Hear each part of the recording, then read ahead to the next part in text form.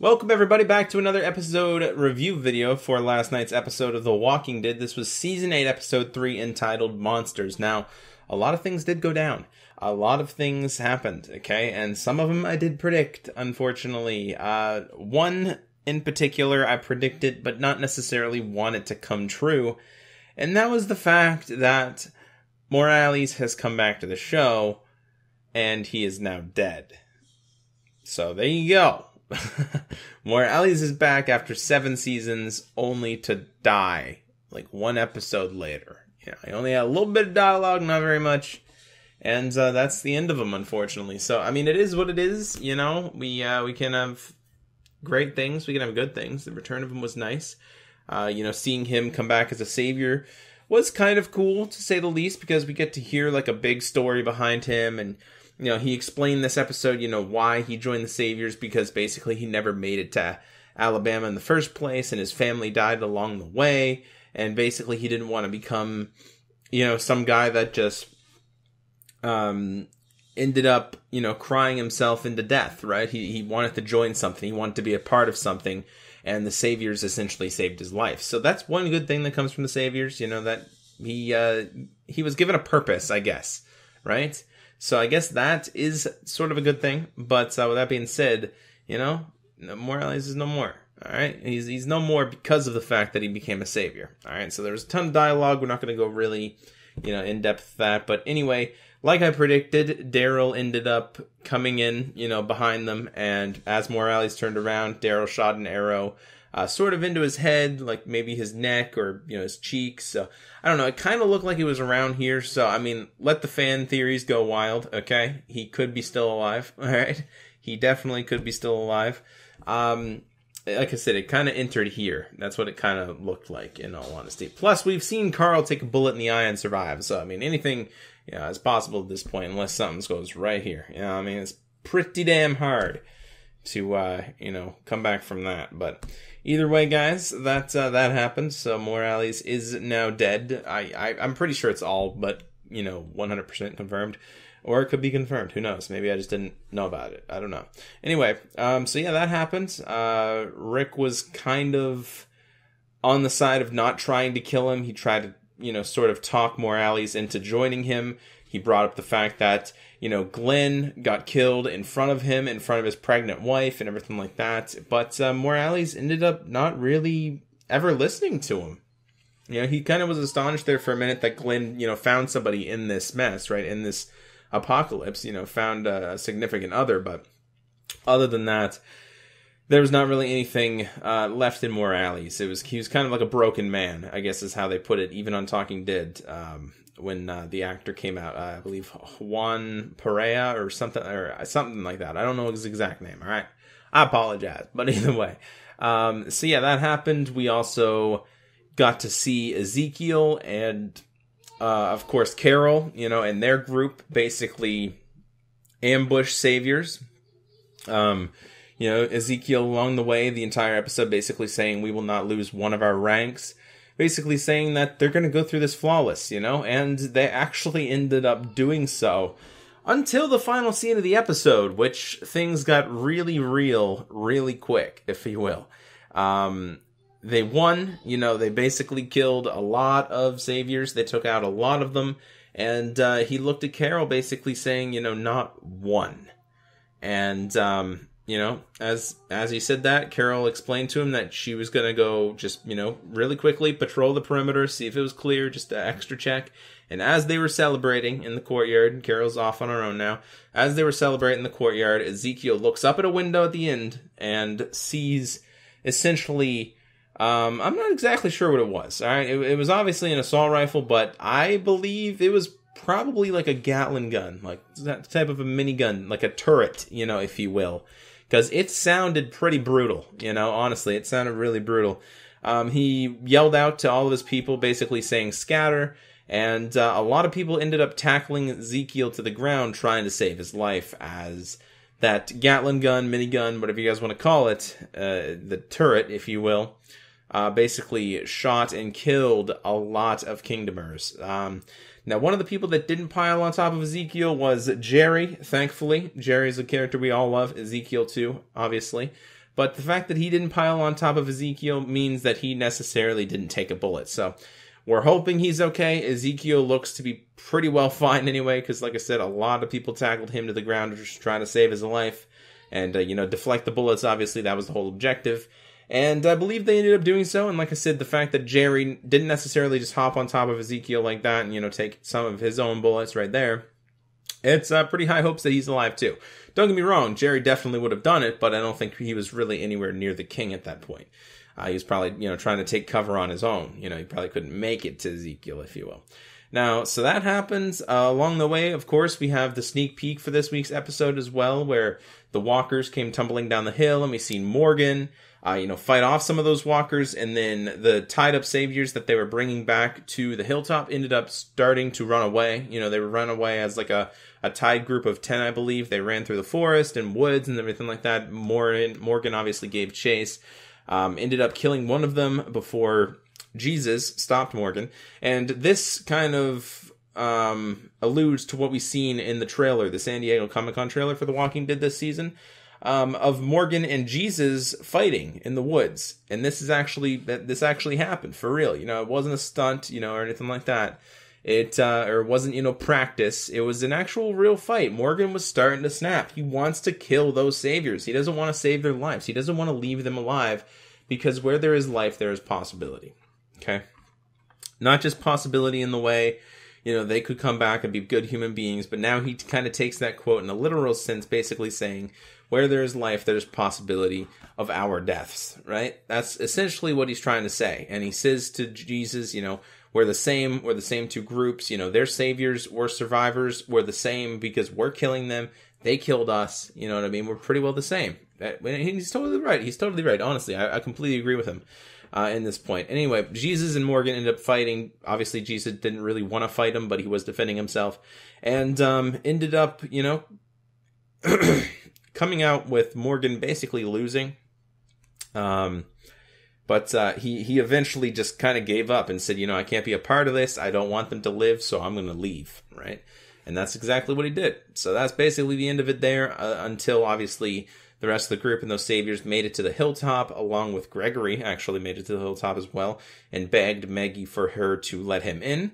She ended up doing so, and then, just a few minutes later, the rest of the hilltop, Jesus, obviously Morgan would have been there, but Tara, they all brought those saviors that they had tied up to the hilltop, basically asking for Maggie to let them stay there, in a trailer off in the back, tied up, imprisoned, stuff like that. People will obviously keep watch on him, because, he doesn't want to kill them and he can't let them go, because they would just rejoin the fight on the Savior's side. And, I think, I don't know. I don't know what I would have done in Maggie's shoes, honestly. I truly don't, because like Jesus says, they surrendered, which is a good thing, right? They surrendered. They knew they were in a losing battle, and they did surrender, right? I don't know, honestly, if I could kill somebody, if they're surrendering. I mean, I know they do it all the time, right? But you got to think, you got to try to be better than them in a sense, you know what I mean? But at the same time, letting them into their walls is not a great idea either, because that's just asking for something to happen. So, in all honesty, like I said, I don't know. I don't know if I would execute them or what. I definitely wouldn't let them into my walls. That's a no-no, big no-no. Definitely a no-no. That would not fly, if you will. And I definitely wouldn't let them go. So that's the question, essentially, that Jesus and Maggie were met with, and they never really made a decision, at the time. So we'll see where that comes. As for Eric, Aaron's boyfriend, he did end up dying to his wounds and walking away as a walker at the end of it all. Rick and Daryl, obviously inside of that building, that they were in with Morales after Daryl saved Rick's life, and killed Morales, or presumably killed him. All right. I'm just going to say killed, honestly, because let's be honest, he's definitely dead. Or most likely, rather. But I'm going to say killed. I'm going to refer to him as killed, until I know otherwise. All right. We'll keep it a surprise for ourselves, too. So he did end up explaining to Daryl that Morales did call the Saviors back, so we have to get out of here, before they come. And right as he was saying that, don't you hear Saviors in the background, basically, coming into the building. And they essentially have a 2-on however many saviors fight there is. All right, there's 2 people. There's Rick and there's Daryl, and that's it. That's all I got. All right, so they end up in a pretty great gun war in a hallway, if you will, just shooting back and forth. Rick and Daryl were both running low, seriously low on ammo. I think Daryl was completely out at one point, and Rick had an idea to shoot like a fire extinguisher to make like a cloud of smoke so that Daryl could run to him.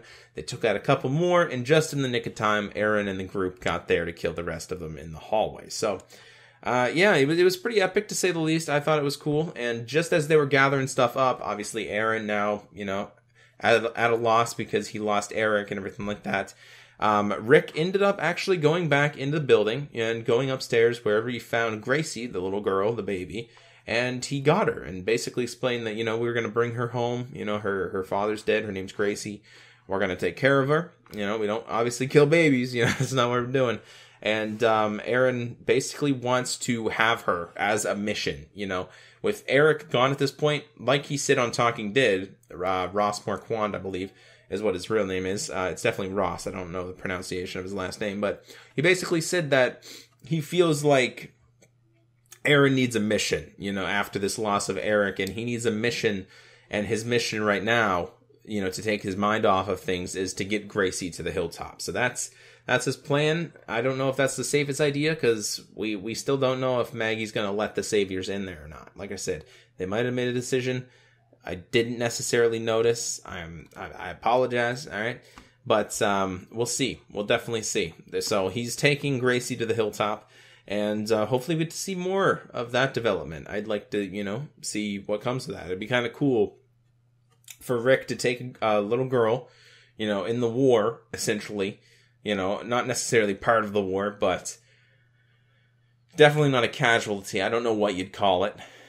Sort of just an encounter in the war, if you will, and to see her grow up after the war, I think would be pretty cool. So we'll definitely have to see on that. And anyway, they were gathering their things. Rick and Daryl were the last to basically leave, and somebody shot at them. So essentially, Rick basically says, I give you my word, I will not shoot you. We will not kill you as long as you tell me what we need to know. Do you have guns?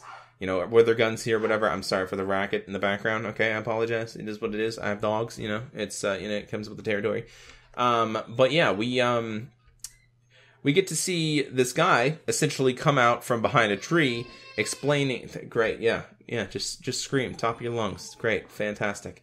So he screams or he doesn't scream. He comes out from behind the tree. I'm sorry, I'm losing focus. Comes out from behind the tree, basically explains that he once did have guns there, and they ended up sending him to another outpost just before.